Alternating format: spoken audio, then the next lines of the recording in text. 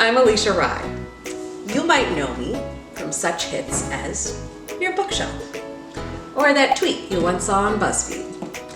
But today, I am coming to you from my kitchen.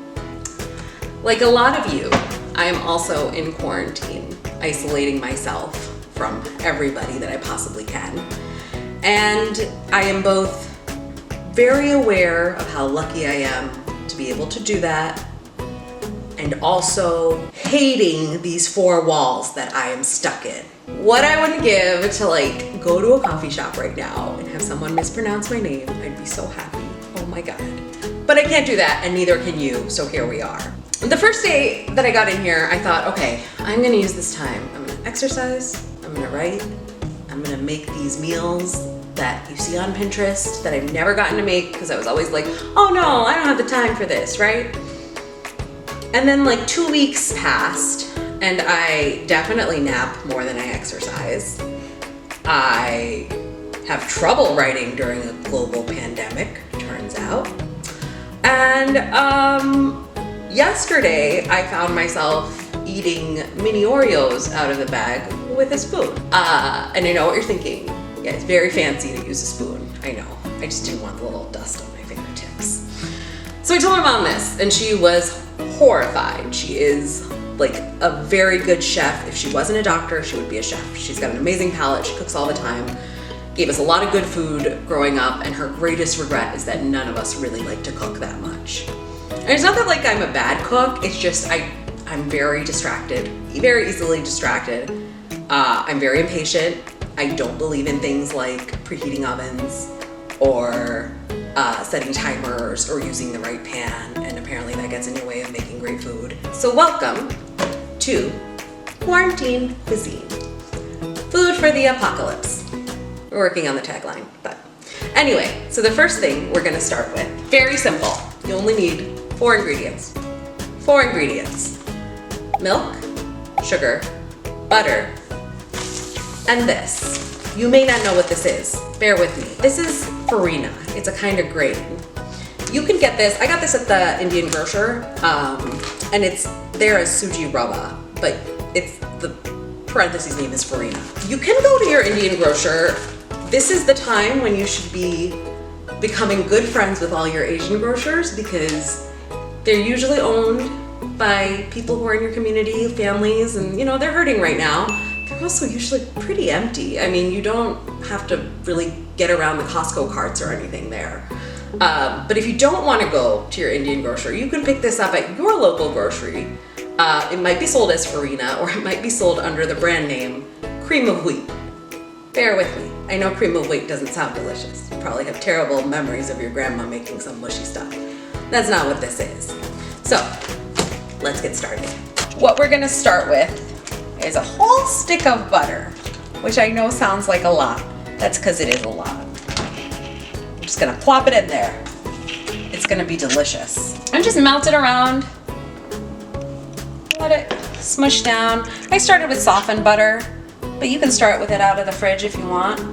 And then the farina, or the cream of wheat, 1 cup of that. I'm just gonna mush it around.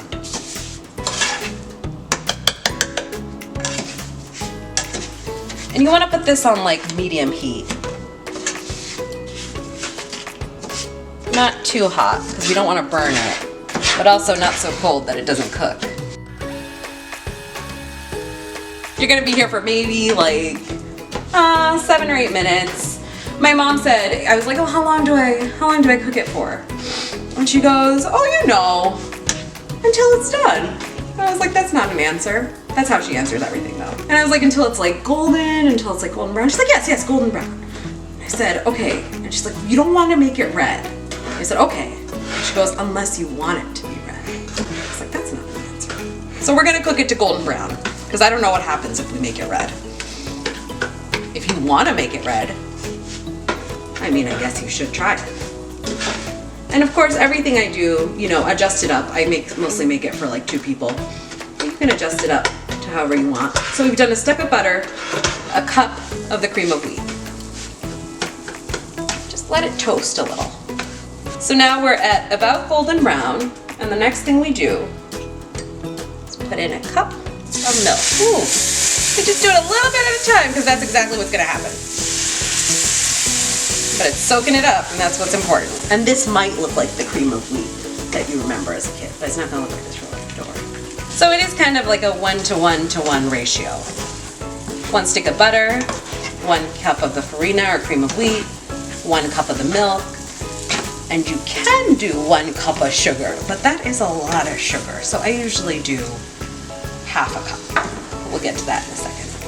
A couple seconds, I should say. Quick absorption. And we're gonna turn our stove down to low. My stove isn't great, so we're gonna do a 3. And now, half a cup of sugar. You gotta be a little careful with the sugar, because if you let it cook for too long, it will caramelize. You don't want that. And we're just gonna stir until all the sugar is absorbed. And again, if this is too sweet, you can knock it down.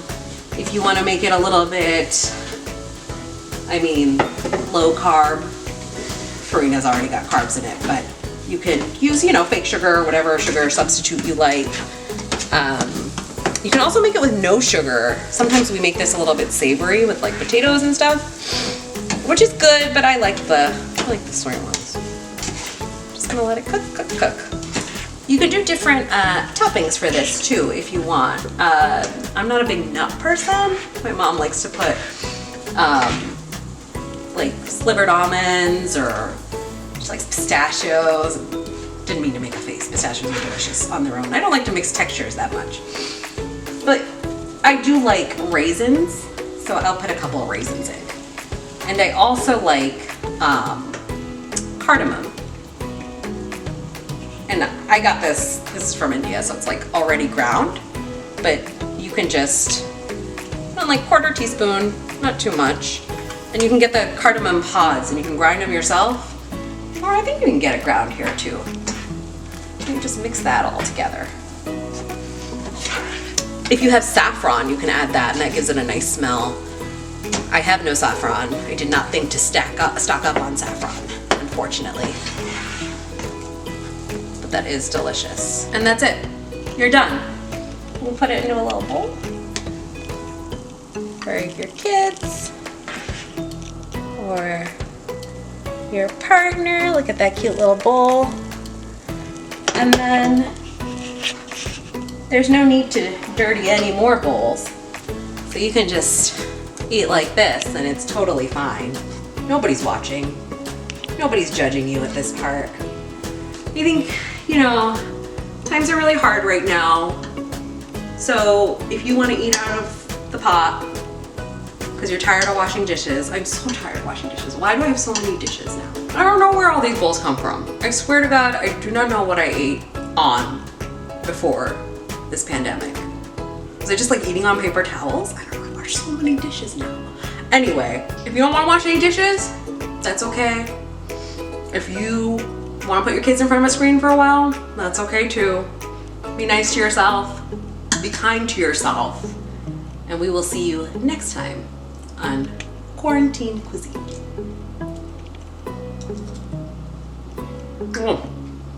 Turn it out. Very good. Oh, just like my childhood. It's like 100 hugs, but like from inside me.